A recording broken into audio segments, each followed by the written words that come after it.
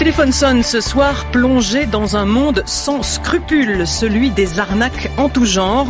L'été est pour les escrocs une époque bénie, avec notamment les fausses locations de vacances et des cambriolages facilités. Mais les mauvaises surprises existent tout au long de l'année et dans ce domaine, l'imagination n'a pas de limite. Tout est bon pour vous soutirer de l'argent. Les événements liés à l'actualité, on l'a vu lors de l'incendie de Notre-Dame de Paris avec immédiatement de fausses cagnottes en ligne. Internet est d'ailleurs désormais le terrain de jeu favori des escrocs, mais les arnaques traditionnelles n'ont pas disparu pour autant. Arnaques au numéro de téléphone surtaxé, aux faux mails qui tentent de récupérer vos données personnelles, aux faux policiers qui se présentent chez vous et j'en passe. Alors ce soir, on va vous donner des conseils car un citoyen averti en vaut deux. Avec nous pour répondre à toutes les questions que vous vous posez, Fabienne Boulard, bonsoir. Bonsoir. Major de police chargée de la prévention des vols à la fausse qualité à la direction départementale de la sécurité publique des Yvelines. C'est ça. Jérôme Notin, bonsoir à vous. Bonsoir. Vous êtes directeur général de la plateforme cybermalveillance.gouv.fr. Et Raphaël Barclomé, bonsoir à vous, responsable juridique à l'UFC Que Choisir. Alors, surtout, n'hésitez pas à nous appeler au 01 45 24 7000. Claire Servagent, le téléphone sonne. Et tout de suite, un premier appel au standard de France Inter, c'est Jean-Luc qui est à Toulouse. Bonsoir Jean-Luc. Bonsoir à vos intervenants et à l'équipe de France Inter.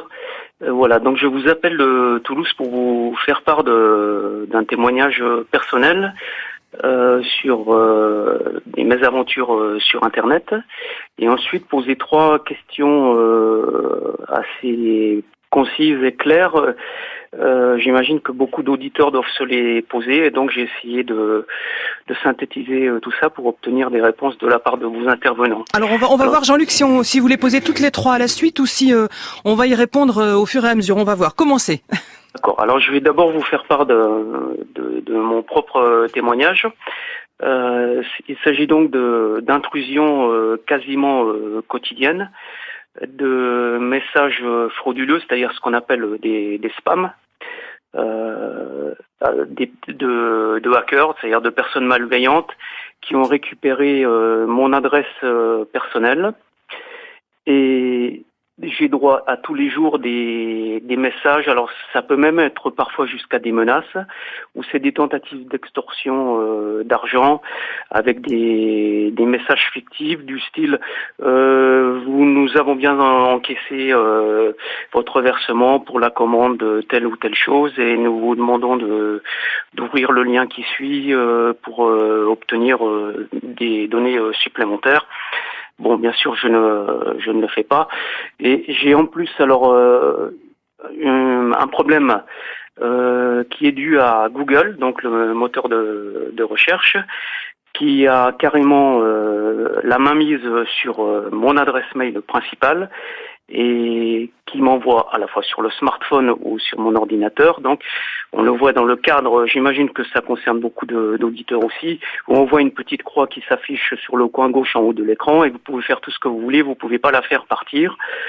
Alors je suis intervenu auprès de mon opérateur et je suis allé également dans les boutiques. Bon, c'est un des 3 principaux opérateurs en France et je suis très surpris parce que je n'ai pas eu la même réponse et même son de cloche aussi bien de la part de techniciens que des personnes que j'ai eues au téléphone, que des personnes en boutique. Alors écoutez Jean-Luc, si vous me le permettez, on va peut-être déjà juste faire une pause maintenant pour essayer de commenter les 2 éléments que vous nous avez donnés. Et puis après on continuera et vous nous poserez la question suivante sur la réception de ces spams. Jérôme Notin sur ces mails évidemment qui arrivent, c'est classique, c'est de plus en plus fréquent. Exactement, je crois monsieur, effectivement vous l'avez dit, vous êtes dans des bases de données de pirates, on va dire. Malheureusement, ces bases de données contiennent des millions d'adresses mail et des millions d'adresses mail de Français. Donc, j'ai cru comprendre au regard de ce que vous évoquez que vous avez compris justement qu'il ne fallait pas cliquer sur des liens qui vous disaient que vous aviez acheté du matériel ou ce petit de tentative d'arnaque. Donc, vous êtes plutôt bien armé, on va dire. Et donc, je pense que à terme, ils peuvent s'épuiser. En tout cas, si vous continuez à être vertueux, on va dire, dans vos usages, peut-être qu'ils vous oublieront, mais malheureusement, ce n'est pas le cas de l'ensemble des Français, puisque ça marche, ce type d'arnaque fonctionne, et en face, ils font effectivement de l'argent.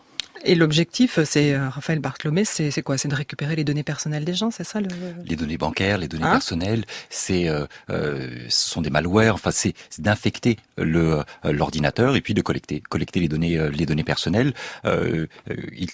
L'objectif, clairement, c'est d'identifier ce type de mail, de ne surtout pas les ouvrir, de les mettre dans une boîte spam automatiquement, et de surtout pas, même si c'est la banque, même si c'est EDF, même si c'est même si ça ressemble à quelque chose d'officiel, surtout, pas touche. Exactement. Surtout pas ouvrir, surtout pas donner de coordonnées et pas ouvrir les pièces jointes. Sur la question concernant Google et cette petite croix, est-ce que ça vous dit quelque chose ou pas, Raphaël Bartholomé, vous qui avez quand même Google dans le viseur à l'UFC Que Choisir? Si c'est un petit peu bizarre.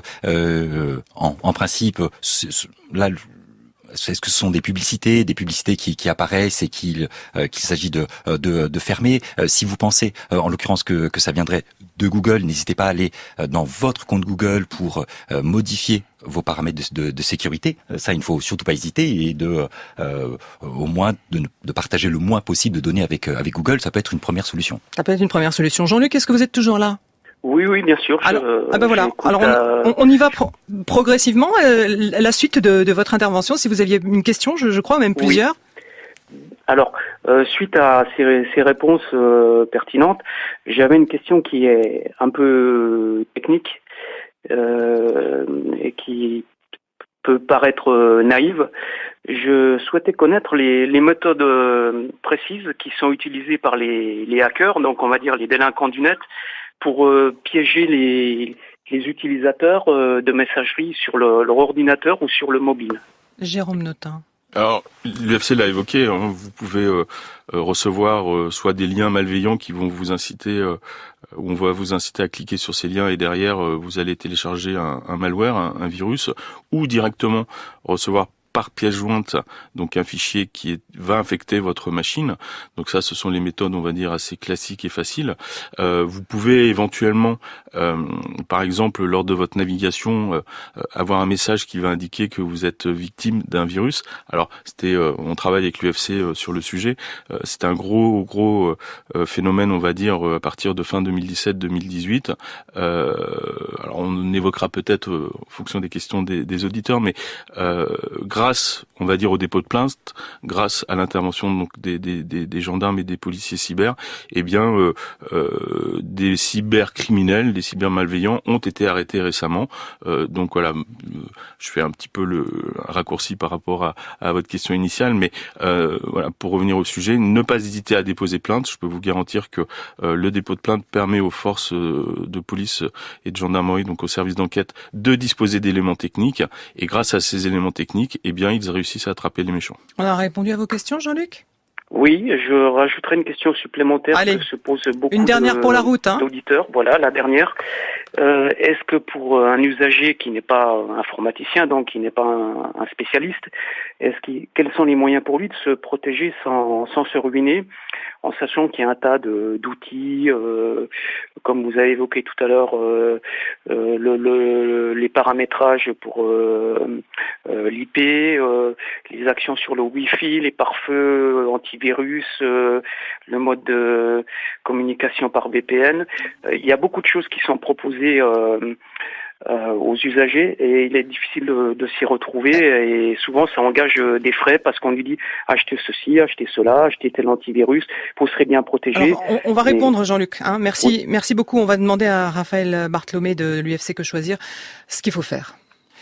Là ici, par principe, il ne faut pas nécessairement se lancer dans l'achat d'outils, d'antivirus. Ce n'est pas nécessairement la priorité. La priorité, c'est quand on a un mail anormal, bien s'en rendre compte, ne pas l'ouvrir, ne pas vraiment prendre le temps de se poser la question: est-ce que c'est bien l'émetteur du mail, est-ce que c'est bien ma banque qui m'écrit, est-ce que c'est bien EDF, les impôts qui m'écrivent. C'est-à-dire que la prudence d'abord, et ne pas ouvrir en masse les mails et toutes les pièces jointes, c'est cette prudence-là. Après oui, sur le marché il y a plein d'outils, il y a plein des choses qui sont coûteuses, très techniques, qui ne servent pas nécessairement au regard de l'utilisation que vous avez personnellement d'internet et votre messagerie. Donc la prudence, tout simplement, et c'est gratuit et c'est précieux. Voilà, c'est être prudent avant toute chose.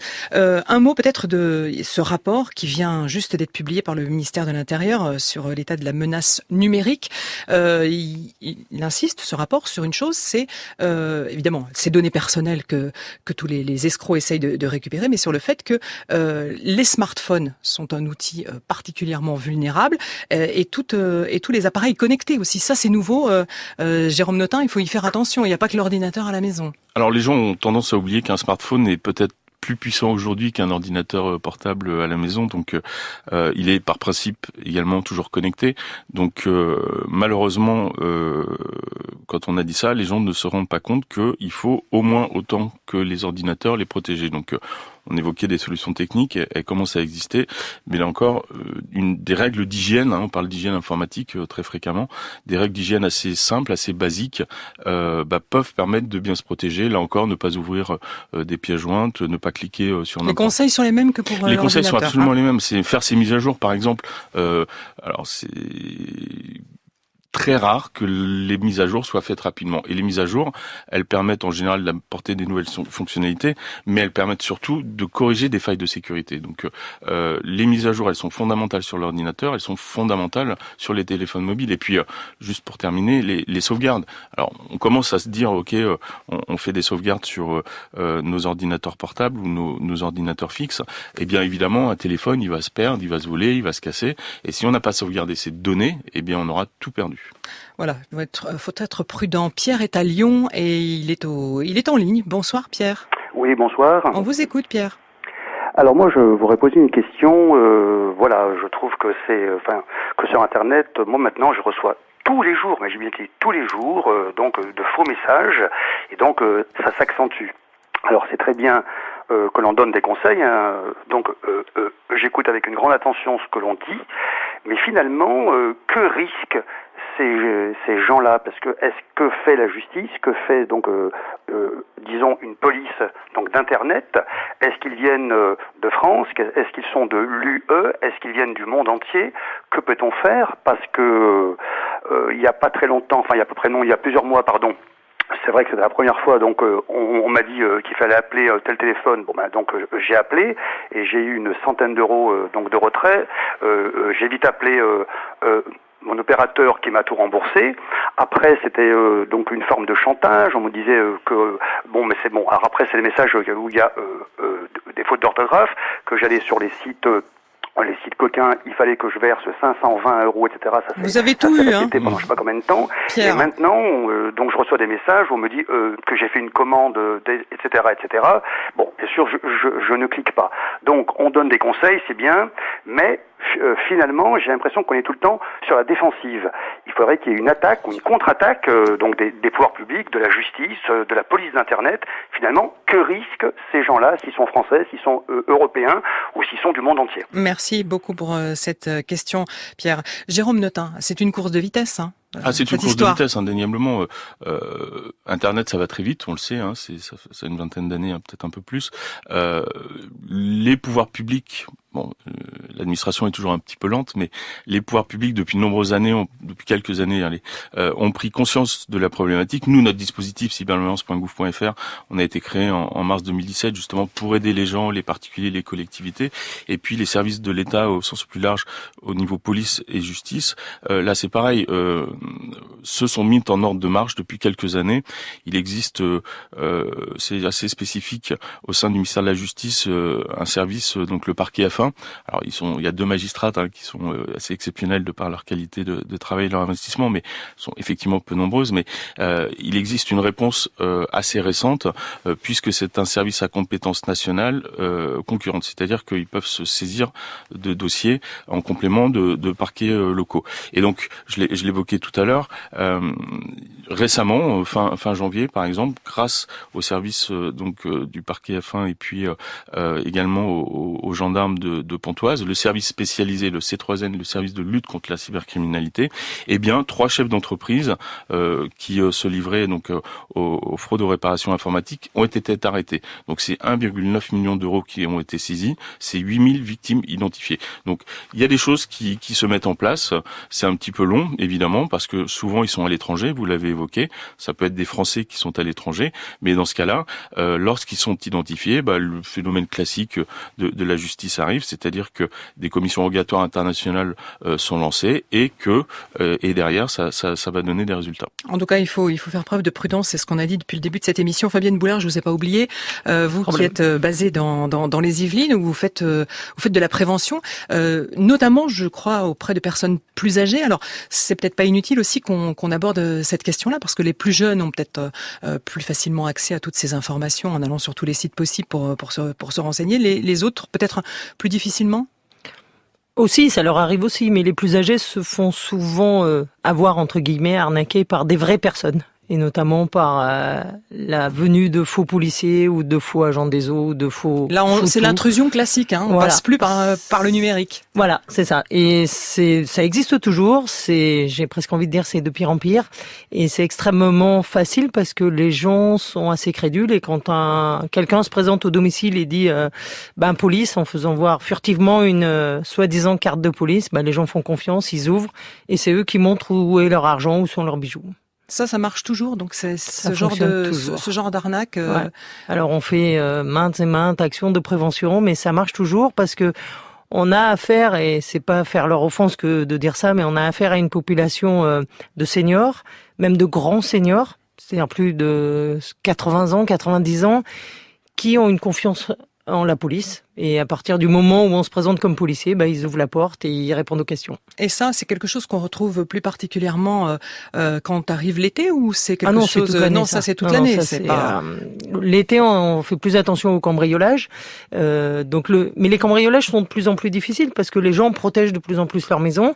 Et donc, quand on n'arrive pas à rentrer dans une maison, on essaye d'y aller quand les gens sont là. Donc, on essaye de se faire passer pour un faux policier, pour tout ce que je vous ai dit tout à l'heure. Et c'est beaucoup plus facile parce que c'est la victime elle-même qui va montrer où sont ses valeurs.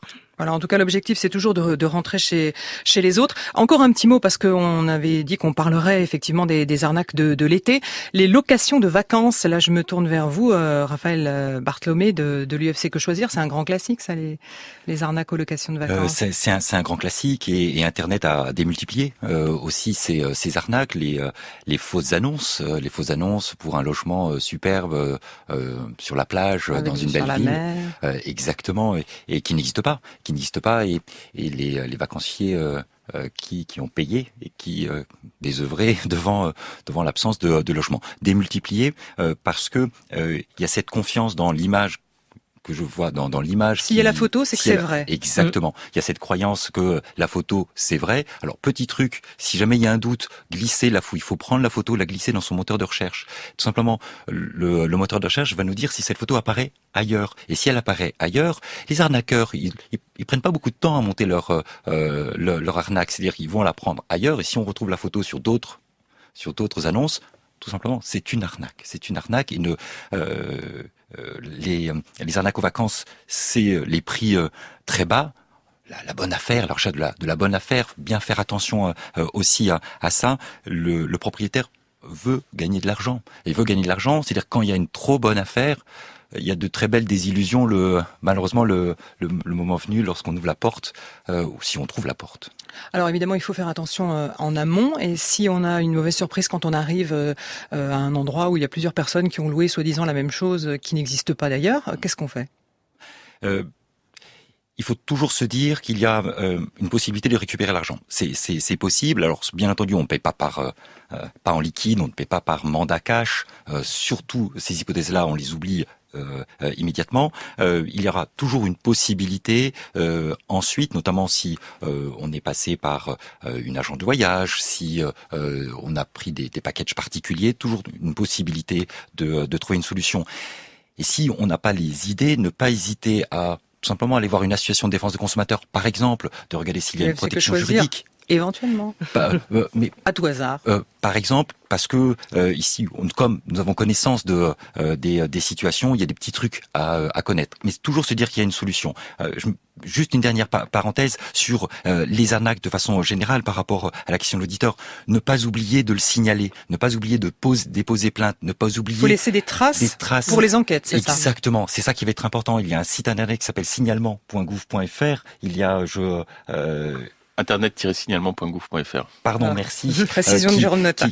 Qui est aussi important parce que c'est parce qu'on va faire remonter aussi des signalements et des comportements qu'on arrivera à un moment donné à identifier des arnaqueurs. Voilà, et ça c'est vrai pour toutes les enquêtes en général, hein, Fabienne Boulard. Souvent les gens nous disent j'ai pas déposé plainte pour ça ou je vous ai pas appelé pour ça, mais si, on est là pour ça.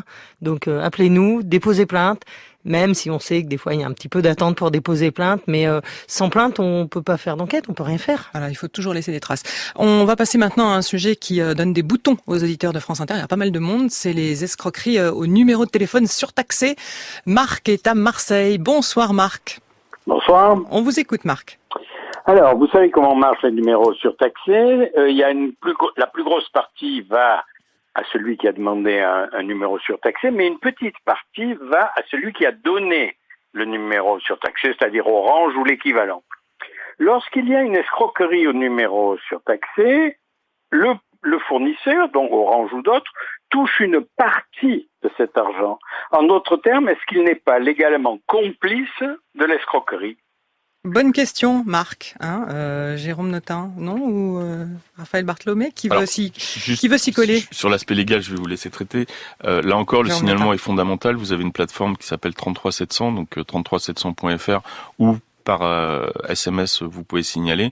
Et donc c'est une plateforme qui est opérée par l'ensemble des opérateurs télécoms français.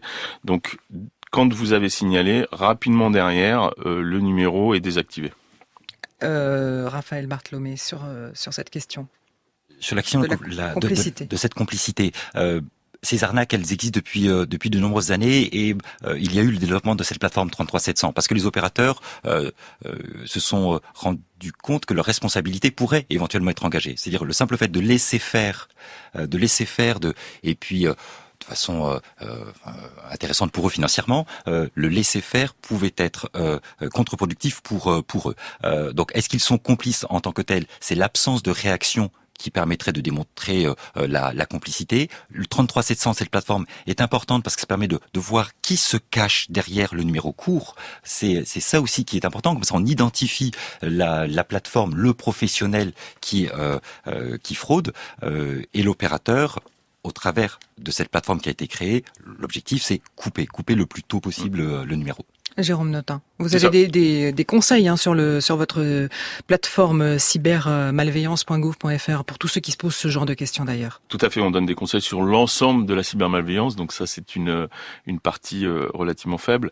On a d'ailleurs, je fais un petit peu de publicité, on a d'ailleurs produit un kit avec l'ensemble de nos membres, dont l'UFC, dont le ministère de l'Intérieur, qui est sous une licence ouverte, donc vraiment à destination du grand public et qu'on peut modifier. Donc on va trouver des fiches pratiques, des mémos, des petites vidéos pour justement se former. On en parle depuis le début d'émission.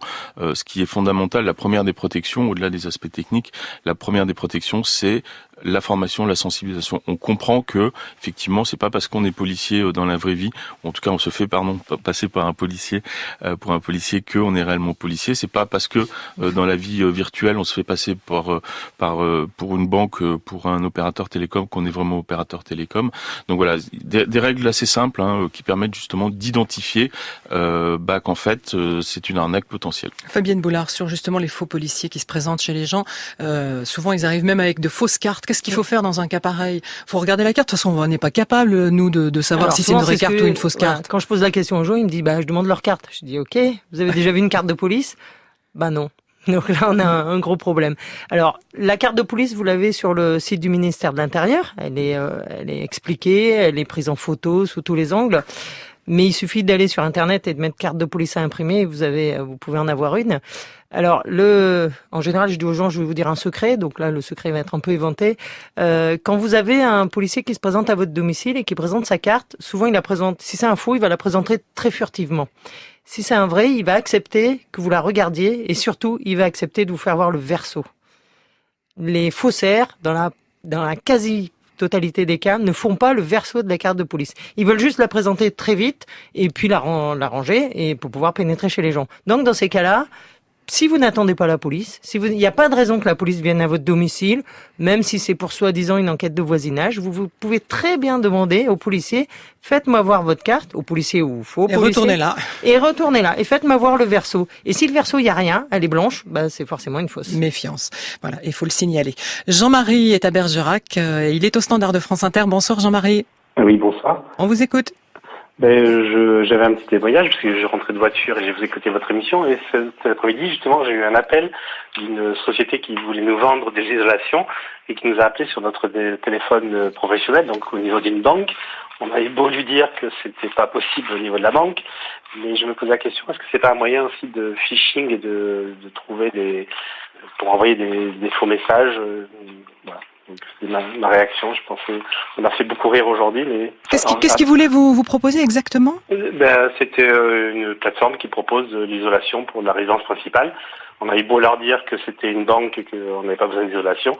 Ils ont été assez insistants. Donc je me pose la question de savoir si c'était pas un moyen de phishing et de spam. Merci beaucoup Jean-Marie. Raphaël Bartholomé de l'UFC Que Choisir. Si on s'en prend aux banques maintenant, c'est la fin du monde. Quoi cette affaire ? Clairement. Bon.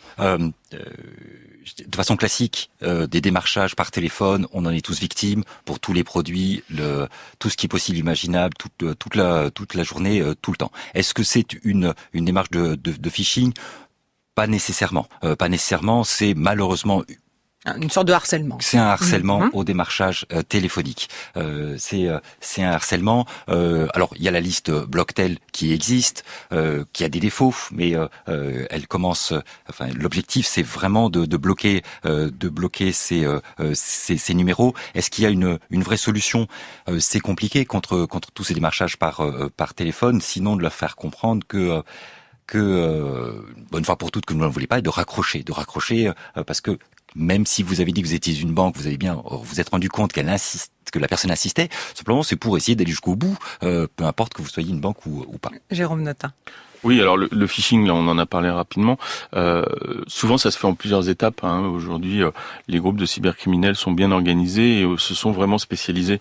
Il y a le cas, par exemple, il y a quelques mois, voire quelques semaines pour certains cas, de messages qui diffusé sur les messageries instantanées, qui vous disait viens t'inscrire, diffuse à 20 personnes l'entrée de tel parc d'attractions. Donc si tu as envoyé ce message à 20 personnes, tu auras le droit de t'inscrire sur la plateforme et de donner tes coordonnées personnelles. Évidemment, ça s'est fait sur WhatsApp. C'est vous qui citez l'application. On peut le dire. Par exemple. Donc voilà. Et l'objectif, il est très simple. Il est d'avoir les coordonnées, l'adresse mail, le nom et le prénom de personnes qui sont un petit peu crédules, puisque en face, on vous dit on va vous donner des places gratuites. En plus, ce sont souvent des personnes vulnérables, donc plutôt des enfants qui disent pas à leurs parents qui veulent offrir le cadeau des places dans des parcs dont on ne donnera pas le nom. Dont on ne donnera pas le nom. Donc voilà. Et derrière, qu'est-ce qui se passe, c'est que ces bases de données donc sont remplies et ensuite elles sont revendues à d'autres qui effectivement là vont avoir une vraie action de phishing où on va vous dire tu as gagné, on a acheté en ton nom un téléviseur, un smartphone, peu importe, donc viens saisir tes coordonnées bancaires pour qu'on te rembourse, ce qui est un non-sens complet puisque on n'a pas, a priori le marchand a déjà les coordonnées bancaires. Donc voilà, donc une première phase de collecte d'informations et puis derrière une exploitation de ces informations pour arnaquer la personne. Avec toujours comme objectif effectivement de soutirer de l'argent et ça nous amène à la question du paiement et des cartes bancaires. Lorraine est à Nice, elle a envie de nous en parler. Bonsoir Lorraine, bienvenue à vous. Bonsoir, merci. Oui, en fait, je téléphone parce que j'ai entendu cybercriminalité, donc ça m'interpelle. J'ai été victime d'une fraude à la carte bleue parce que mon numéro de carte bleue est sur certains sites. Des achats frauduleux ont eu lieu. Ma banque m'a remboursé très rapidement. J'ai fait une déposition à la police, même si c'était pas obligatoire. Et sur Internet, je suis allée faire un dépôt de plainte cybercriminalité, en cochant à la fin je veux être au courant de ce qui se passe pour la suite. Et comme certains achats étaient très traçables, on va dire des billets d'avion et des choses comme ça, je m'étonne de pas avoir de nouvelles et je voulais savoir qu'est-ce qui se passe après, est-ce qu'on les attrape ces gens ou pas? Très bonne question. Merci beaucoup, Lorraine. Il y a pas mal de choses dans ce que vous avez dit. Peut-être, est-ce qu'on les attrape? D'abord, on commence avec vous, Jérôme Notin, sur ce point-là. Alors, on les attrape, je l'évoquais, et puis on les attrapera de plus en plus. Le dernier signalement que vous avez effectué, madame, en fait, je pense, c'est sur la plateforme Perceval, qui est une toute jeune plateforme qui a été mise en place il y a quelques mois. C'était un gros travail de la gendarmerie, en l'occurrence. Côté police, ils travaillent sur Thésée. Je fais pas de jaloux, Major. Donc, quand même. vous travaillez bien évidemment. Perceval, c'est quoi? C'est la collecte d'informations pour faire des recoupements d'enquête. C'est du signalement. Vous avez par ailleurs déposé de plainte et c'est très bien. Mais derrière, les services d'enquête sont en capacité, grâce, comme on l'évoquait déjà tout à l'heure, à cette collecte d'informations sur le mode opératoire, sur les groupes, qui va ensuite permettre d'attraper les gens qui ont abusé de votre numéro de carte de crédit. Alors, je dis pas qu'en l'occurrence dans votre cas particulier ça sera le cas, je connais évidemment pas le dossier puis j'ai pas le besoin d'en connaître, mais voilà, c'est encore une fois ça avance. Les services de l'État ont pris conscience des problématiques. Perceval aujourd'hui, Thésée demain, ce sont des choses qui vont permettre une meilleure appréhension de la cybercriminalité et puis derrière d'organiser les enquêtes. Raphaël Bartholomé, sur cette question de la sécurité du paiement par carte bancaire à l'UFC Que Choisir, vous êtes un peu critique quand même. Vous dites ça coûte d'abord très cher. Si j'ai bien lu les chiffres, 1 milliard d'euros en 2018 de fraude, c'est énorme. Et est-ce qu'on fait vraiment ce qu'il faut pour éviter ce genre d'arnaque? Alors, il y a un dispositif très protecteur pour les consommateurs. C'est-à-dire si vous êtes, s'il y a des opérations que vous n'avez pas réalisées via votre carte bancaire, la loi vous protège, la loi impose le remboursement et la prise en charge par les banques automatiquement, sauf si vous avez été très léger et que vous avez donné par mail vos coordonnées bancaires en répondant à un mail frauduleux. Alors il y a un coût, oui. L'objectif, ça n'est pas au consommateur de le supporter. C'est-à-dire bien comprendre qu'une assurance moyen de paiement, ça n'est pas nécessairement utile. La loi protège l'ensemble des opérations réalisées de façon irrégulière, qu'il y ait eu à distance sur un site internet ou si on vous vole votre carte bancaire. Après, il va y avoir une amélioration de la sécurisation des opérations de paiement par carte bancaire. Ça va être mieux sécurisé. Habituellement, on reçoit par SMS un petit code à 4 chiffres pour valider une opération de carte bancaire. Ça va être remis à plat parce que ce n'est pas suffisamment sécurisant. Ça prend trop de temps. À notre sens, il y a eu, en principe, ça devait être en septembre et il y a un petit peu de temps en plus. Et puis les sites de criminels l'utilisent pas, donc ça fonctionne pas pour eux. Mais c'est le coût est important. Il faut sécuriser les banques. Des fois, tout saute pour rembourser les clients, tout saute parce que les opérations sont importantes, alors que non, il y a le droit au remboursement sans avoir à déposer plainte nécessairement, même si c'est utile pour pouvoir retrouver les arnaqueurs. Ça coûte cher, mais c'est aux banques et aux GIE cartes bancaires, le groupement de cartes bancaires, de sécuriser son moyen de paiement. Parce qu'en plus de ça, il y a des sites importants qui ont pignon sur rue, qui se sont fait avoir, qui ont des sites de paiement qui ont été attaqués. Ça, c'est aussi une réalité qui figure dans le fameux rapport. Hein. Oui. Qu'est-ce qu'il faut faire à ce niveau-là? On peut faire confiance à tous les sites ou pas? Alors, vous dites, vous, à l'UFC Que Choisir, que même les HTTPS, c'est difficile maintenant d'être complètement certain. HTTPS, n'est plus du tout c'est pas une sécurité. C'est plus du tout la garantie que en face on ait des gens sérieux.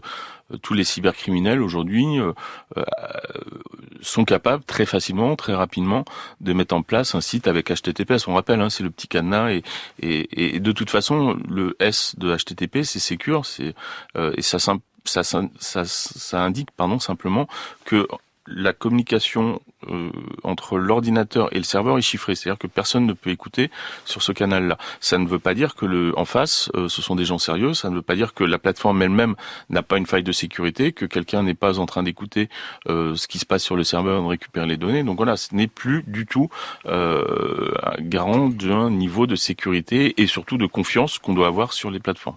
Une toute dernière question, c'est Joël qui est à Saint-Brieuc. Bonsoir Joël.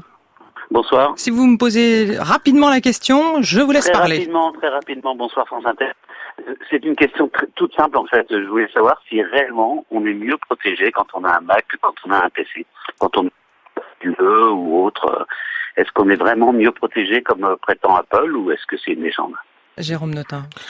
Ah, vous avez oublié un système d'exploitation qui est Linux. Ma maman, elle est sous Linux. Je vais pas forcément pouvoir vous répondre puisque j'ai pas forcément vocation. Il y a des virus sur l'ensemble des systèmes d'exploitation, les trois que j'évoquais. Donc, il y a des virus sur les téléphones mobiles, quel que soit l'opérateur. Quel que soit le système d'exploitation que vous avez choisi. Voilà, donc il faut se protéger en ayant éventuellement, effectivement, comme on le disait avec l'UFC, des solutions techniques, mais surtout avec des bonnes pratiques. On peut éviter les virus aujourd'hui parce que si on a fait attention à son usage, si on n'a pas cliqué encore une fois de plus sur les liens, si on n'expose pas directement sa machine sur Internet. Donc la sensibilisation, les bonnes pratiques reste la meilleure protection contre les virus au-delà de la marque du système d'exploitation. Voilà pour cette précision pour Joël de Saint-Brieuc. Jérôme Notin, est-il vrai que certains escrocs arrivent à allumer votre webcam à distance? Oui. Oula. C'est vrai. Dangereux, mais par contre, sur cyberviolence.gouv.fr, on a vu une explosion des signalements. Hein. On avait 28 000 signalements en 2018. On est à plus de 60 000 depuis le début de l'année. En grande partie, je pense, par rapport à ce que vous évoquez, c'est beaucoup de gens ont reçu un email, là encore, vous disant vous êtes allé sur un site porno, j'ai piraté votre ordinateur, je vous ai filmé, et si vous ne me payez pas, second auditeur, je crois, parlait de 520 €, c'était le montant classique. Si vous ne me payez pas les 520 €, je vais les diffuser à votre entourage. C'est une pure arnaque totale, il y a absolument rien. Les gens sont peut-être allés sur ces sites, mais en tout cas, ils n'ont pas été infectés de ce fait-là. Donc, il faut évidemment, là encore, ne pas payer. Il faut effectivement aller déposer plainte si on le souhaite. Mais pour répondre encore à votre question, oui, si jamais vous avez un malware, si vous avez un virus, ce virus peut avoir la fonctionnalité d'activation de la webcam et d'enregistrement du micro. Mettez un scotch. Voilà. Si vous n'êtes pas tranquille, si vous n'êtes pas confiant, vous mettez un scotch ou un petit cache écran et ça vous permettra d'être plus tranquille. Voilà, et je renvoie évidemment à votre plateforme cybermalveillance.gouv.fr. Il y a des conseils. Fabienne Boulard, en un mot, 2 conseils qu'on peut donner au grand public à la veille des vacances ou parce que les vacances ont commencé. On disait tout à l'heure, il faut former les gens. L'information, ça reste le nerf de la guerre dans cette affaire. Oui, puis il faut faire preuve de prudence. C'est ce qu'on disait tout à l'heure. On ne lit pas ses mails dans sa voiture au feu rouge. Et du coup, on clique sur n'importe quoi. Et pour la sécurité de notre ordinateur ou de notre smartphone, et pour la sécurité routière. Et puis, pour protéger nos habitations, on fait preuve de prudence aussi. On ferme tout, on essaye de retarder l'entrée dans le domicile d'un cambrioleur. Mais voilà, quoi qu'il en soit, à chaque fois, il faut faire preuve de prudence et il ne faut pas se précipiter. Et Raphaël Bartholomé, c'est vous qui aurez le mot de la fin. Du côté des consommateurs, pareil, un consommateur averti en vaut 2. Hein. Clairement, ne pas se précipiter. Cliquer peut avoir un impact important pour ces données personnelles. Avoir une utilisation réfléchie et ne pas se laisser emporter par les messages. Merci beaucoup à tous les 3 d'avoir participé à cette émission. Merci à ceux qui m'ont aidé à la préparer. Pierre Dessertaines, Emma Ferré, Mathilde Sour à la réalisation, Claire Destacan, à la technique Élise Christophe, Loïc Frapsos. Merci aussi aux standardistes de l'émission, Isée de la Vergne et Martin Réglé. Il est 20h05 sur France Inter.